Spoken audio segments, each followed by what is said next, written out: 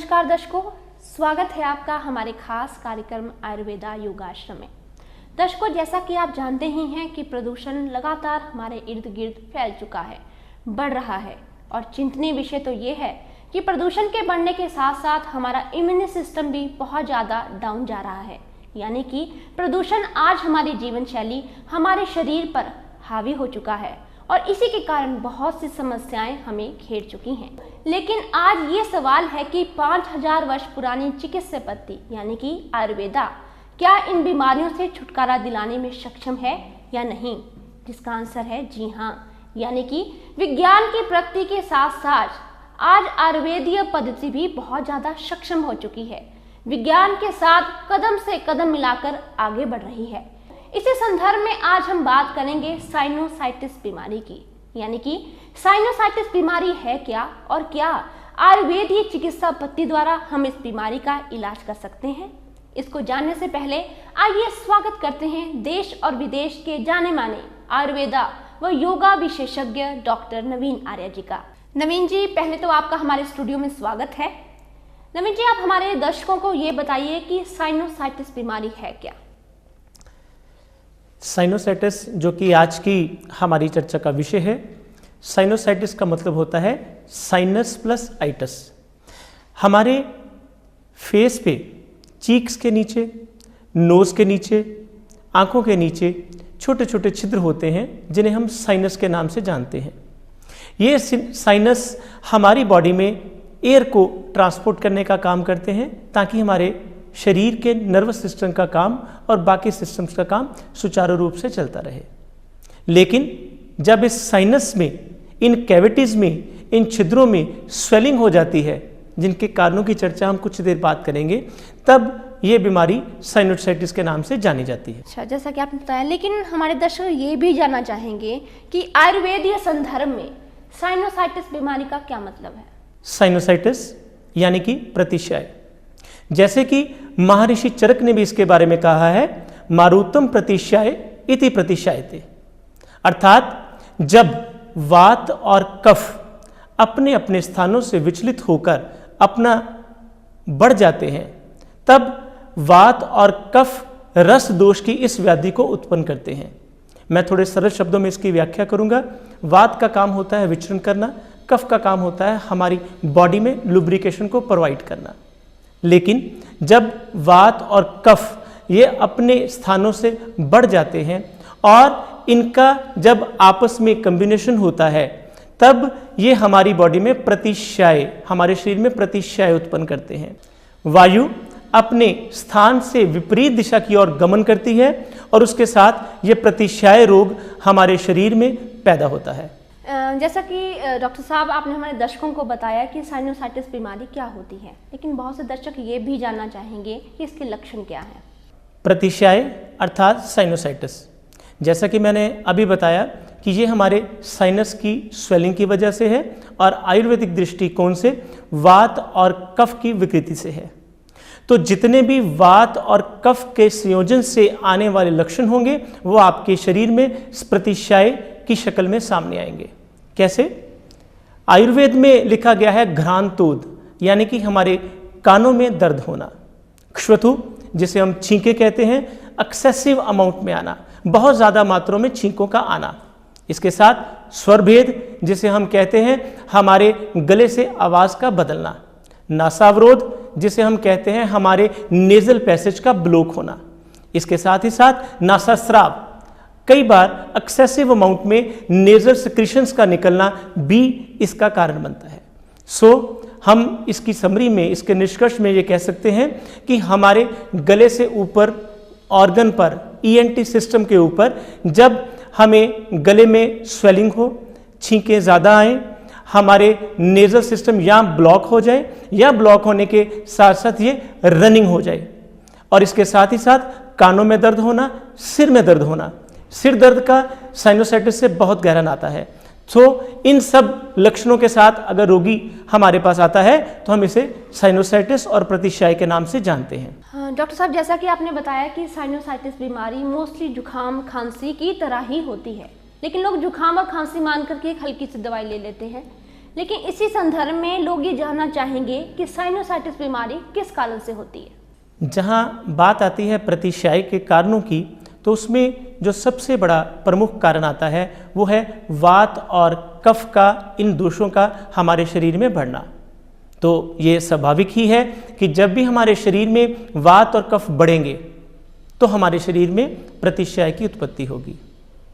कफ बढ़ने का सबसे प्रमुख कारण रहता है कि जब हम बहुत ज़्यादा ठंडी चीज़ों का एक्सेसिव, अधिक मात्रा में सेवन करते हैं, ज़्यादा मात्रा में आइसक्रीम खाना, ज़्यादा मात्रा में चिल्ड पानी पीना, ये साइनोसाइटिस या प्रतिशायी को बढ़ावा देता है।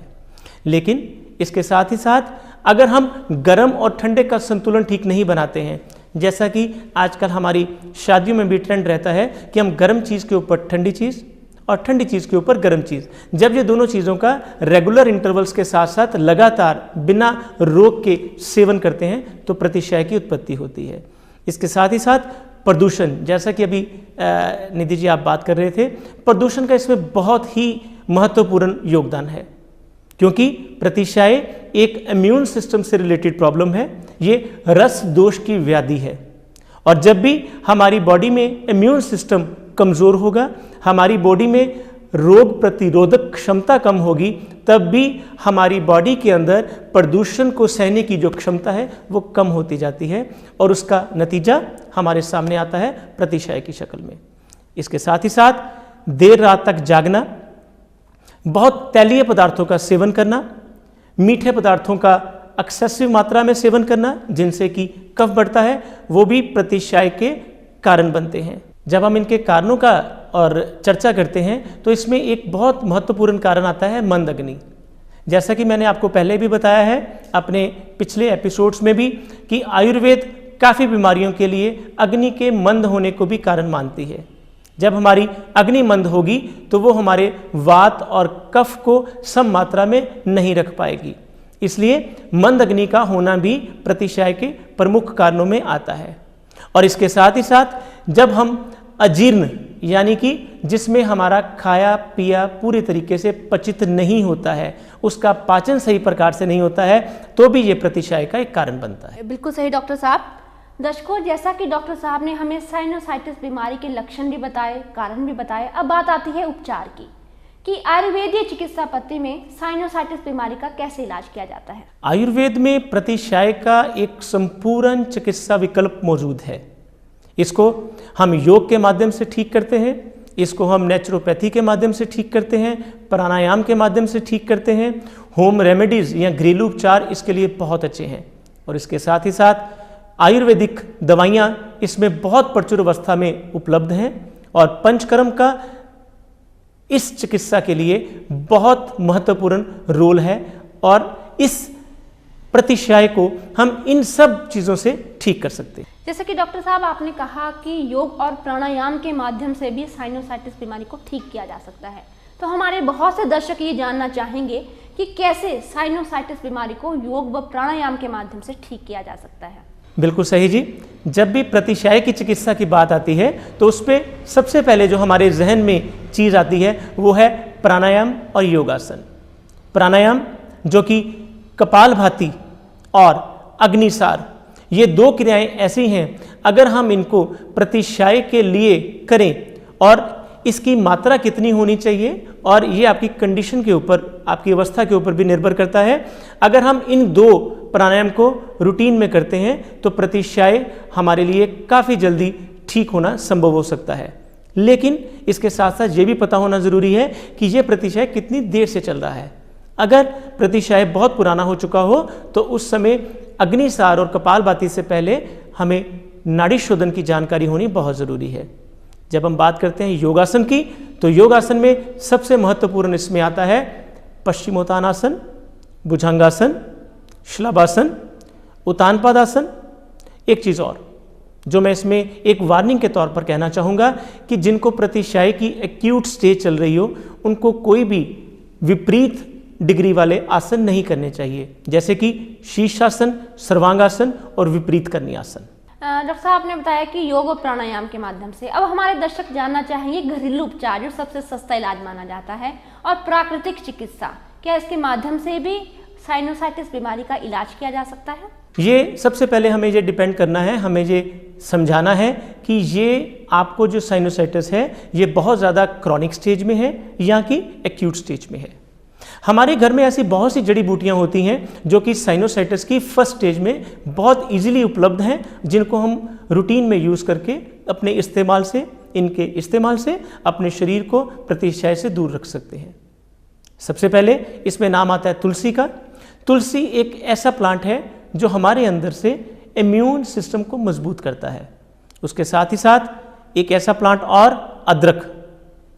अगर हम अदरक और तुलसी का सेवन अपने दिन प्रतिदिन की प्रतिचर्या में और दिनचर्या में करें तो ये हमारे लिए काफ़ी उपयोगी हो सकता है।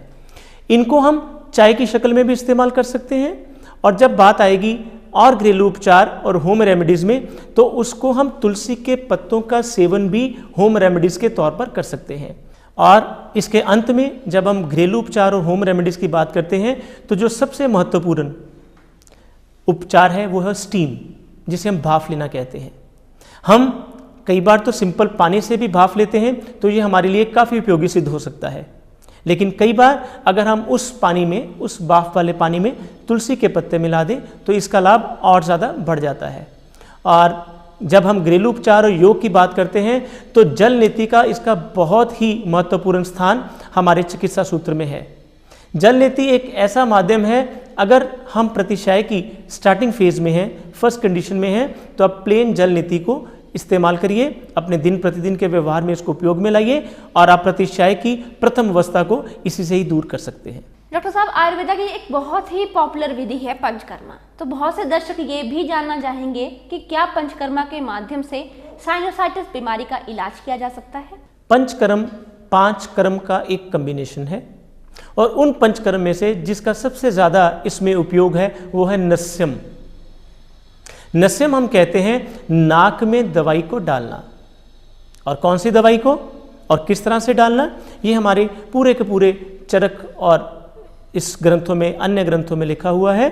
जब हम नस्ये का इस्तेमाल करते हैं तो ये हमेशा एक कुशल आयुर्वेदिक चिकित्सक की देखरेख में ही करना चाहिए, क्योंकि एक चिकित्सक ने ये आपको फाइनल करके बताना है कि आपके इस नस्ये के लिए कौन सा तेल, कौन से ड्रॉप्स, कौन से वाष्प जरूरी हैं। कई बार रोगी की प्रकृति के हिसाब से और उसकी नाड़ी परीक्षा के हिसाब से हमें तुलसी को इम्पोर्टेंस देनी पड़ती है, और कई बार उसके साथ अदरक को इम्पोर्टेंस देनी पड़ती है। इसके साथ और भी 8-10 तरह के तेल मिलते हैं जो कि इस पंचकर्म के लिए बहुत ज़्यादा इंपॉर्टेंट होते हैं। धन्यवाद डॉक्टर साहब। दर्शकों, आज आपने जाना कि कैसे हम साइनोसाइटिस बीमारी का घरेलू उपचार, प्राकृतिक चिकित्सा, प्राणायाम व पंचकर्मा के माध्यम से अपना उपचार कर सकते हैं। तो दर्शकों, आप इस बीमारी का अगर इलाज करवाना चाहते हैं तो देरी मत कीजिए, उठाइए अपना फ़ोन नंबर और हमारी स्क्रीन पर डिस्प्ले हो रहे नंबर्स के माध्यम से आप घर बैठे डॉक्टर साहब द्वारा तैयार की गई औषधीय तरीके से जो किट तैयार की गई है उसे प्राप्त कर सकते हैं, जो जल्दी ही स्क्रीन पर डिस्प्ले हो रहे एड्रेस को नोट कीजिए और अपॉइंटमेंट लेकर ही आएँ। तो अगले एपिसोड में हम फिर किसी और बीमारी के बारे में आपसे चर्चा करेंगे। तब तक के लिए नमस्कार।